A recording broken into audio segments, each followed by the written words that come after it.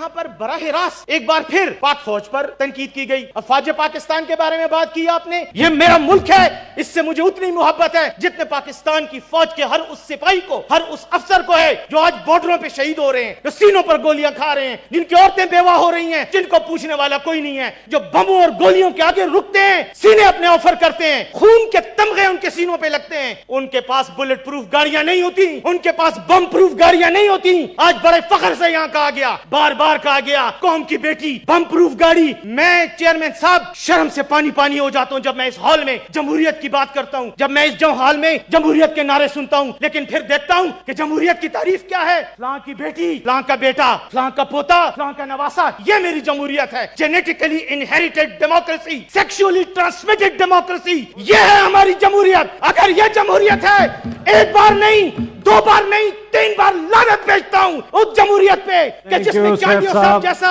मुअज्जज आदमी, जिसमें रजा रबानी साहब जैसा मुअज्जज इंसान खड़ा होकर एक ऐसे शख्स को अपना लीडर कहता है और कायद कहता है जो सिर्फ और सिर्फ विरासत की वजह से, एक वाकयाती हादसे की वजह से लीडर बनता है। खुदा के लिए चेयरमैन साहब हर बात करें, लेकिन वो बात ना करें जिसपे आपको कम से कम अपना ज़मीर आपका टूं टूं करने लग जाए कि ये बात आप गलत कर रहे हैं। चेयरमैन साहब, जमहूरियत की खिदमत हम मरूसी जमहूरियत को डिफेंड करके नहीं कर रहे, हमने जमहूरियत को तबाह किया है। जमहूरियत का कातिल और कोई नहीं है। मैं और इस ऐवान में मेरे आज बैठे हुए लोग और इनसे पहले गुजरे हुए जिन्होंने जमहूरियत के उसूलों को पामाल किया, जिन्होंने खानदानी विरासत को तकवीयत दी, जिन्होंने उन लोगों को लीडर कहा जो बम प्रूफ गाड़ियों में फिरते हैं। मेरी बात सुने चेयरमैन साहब, मैं एक बात कहना चाहता हूँ, मेरा एक ही लीडर है, उसको मैं अपना लीडर कहता हूँ, चाहे दुनिया को पसंद हो ये बात या ना। मोहम्मद रसूलुल्लाह उसका नाम है, उसको मैं अपना लीडर कहता हूँ। वो और उसके नीचे जो मानने वाले थे, उमर की बात करता हूँ मैं, उस्मान की बात करता हूँ मैं, अली की बात करता हूँ, रज़ियल्लाहु तआला अन्हुम अजमाइन। मेरी बात सुने चेयरमैन साहब, किस बम प्रूफ गाड़ी में वो फिरते थे, कौन सी बुलेट प्रूफ जैकेट वो पहनते थे,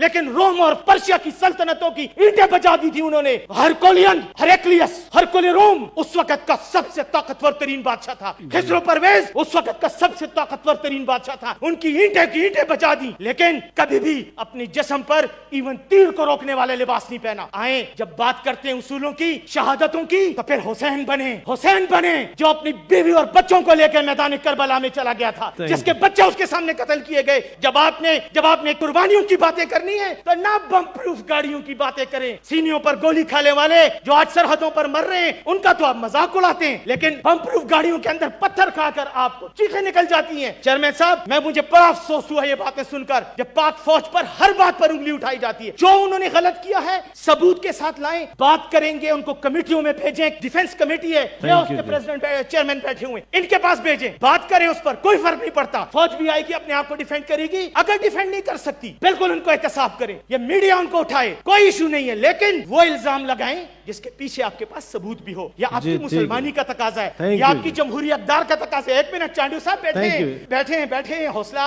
इन्नल्लाह मअस साबिरीन, सब्र करें और सच सुने। कहा गया जी फौजी जनरल मुशर्रफ जो है वो मौत का इंतजार कर रहा है। क्या इस दुनिया में मौत का इंतजार सिर्फ परवेज मुशर्रफ कर रहा है? चांडू साहब, क्या आपको मौत नहीं आनी? क्या मुझे नहीं आनी? क्या हम सबको इस हाल में बैठे को मौत नहीं आनी? हम सब ने मौत का जायका चखना है। परवेज मुशर्रफ इस वक्त 80 साल तक पहुंच गया है, आखिर उसने भी मरना है। उसने जो कुछ किया धड़ल्ले से किया, दबंग तरीके से किया। जब तक उसके हाथ में ताकत थी उसने अपनी ताकत को इस्तेमाल किया। गलत या सही का फैसला अल्लाह करेगा या इस दुनिया की अदालतें करेंगी। इस दुनिया की एक अदालत ने उसके खिलाफ फैसला करके उसको चौक में लटकाने का डायलॉग भी बोल दिया। क्या हुआ? किसने उसका क्या बिगाड़ लिया? ऐसी बातें ना करें, ये तकब्बुर की बातें होती हैं। इससे इंसान बदमज़गी पैदा करता है और कुछ नहीं पैदा होता। परवेज मुशर्रफ उसी तरह बाइज्जत दुबई में पड़ा हुआ है, अपने घर में है, अपनी माँ के पास है। परसों उसने अपनी सालगिरह मनाई है, कोई फर्क उसकी जिंदगी में नहीं आया। हाँ, उसने इस मुल्क को बदलने की अपनी तौर पर कोशिश की, कुछ काम ठीक किए, कुछ गलत किए, ऐसी कोई बात नहीं होती। इंसान है, अच्छे काम भी करता है, गलतियां भी होती हैं, लेकिन ऐसी बात करना कि वो मौत का इंतजार कर रहे हैं,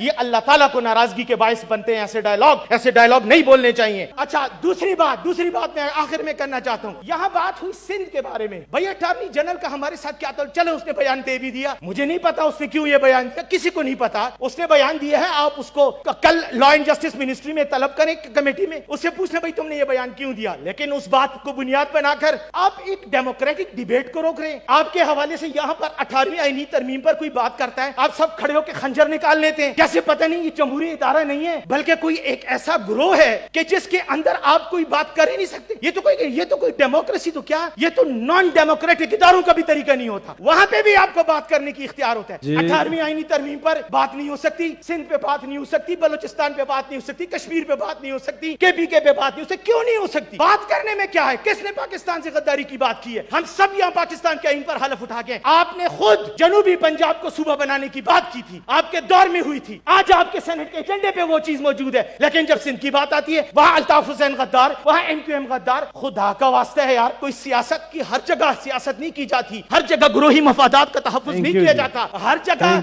جگہ اپنے موروثی لیڈروں کو ڈیفینڈ کرنے کی بات نہیں ہوتی. کہیں پہ اس قوم کی, اس ملک کی, اس عوام کی بھی بات کریں تاکہ اللہ کے آگے کلیئر ہو. کیونکہ چانڈیو صاحب, موت کا انتظار ہم سب کر رہے ہیں, میں بھی کر رہا ہوں, آپ بھی کر رہے ہیں. یہ موت ہم سب نے چکھنی ہے, اس کا ذائقہ ہم سب نے چکھنا ہے. Thank you. میرا پرابلم یہ ہے کہ میں جون ایلیا نہیں ہوں اور میں امروہے کا نہیں ہوں, میں پشتون ہوں. میرا پرابلم یہ ہوتا ہے کہ جب میرے اوپر کوئی وار کرتا ہے تو میں اس پہ 2 وار کرتا ہوں, جب میرے خلاف کوئی بات کرتا ہے تو میں اس پہ 2 بار بات کرتا ہوں, اور آخر وقت تک اپنے دشمن کو, اپنے مخالف کو اس وقت تک نہیں چھوڑتا جب تک یا تو معافی نہ مانگ لے یا مجھے نہ تباہ کر دے. تیسرا ایک راستہ اور ہوتا ہے, سیاسی مخالفین کو کہہ رہا ہوں, تیسری بات, ایک اور راستہ بھی ہوتا ہے اور اس راستے کو کہتے ہیں راضی نامہ اور صلح کا راستہ, لیکن وہ راستہ اینڈ میں آتا ہے, وہ آخری آپشن ہوتا ہے. پھر آپ نے کہا کہ انسان دعا مانگتا ہے اور پھر اس وقت دعا کی قبولیت کا ٹائم ہوتا ہے. اگر اس ملک پر آج یہ لمحہ, اگر اس ملک پر اگر قبولیت کا وقت ہے تو میں آج اللہ سے یہ دعا مانگتا ہوں کہ وہ میری جان اس ملک پر ایک بار نہیں 1000 بار قربان کر دے, میری نسلوں کو قربان کر دے.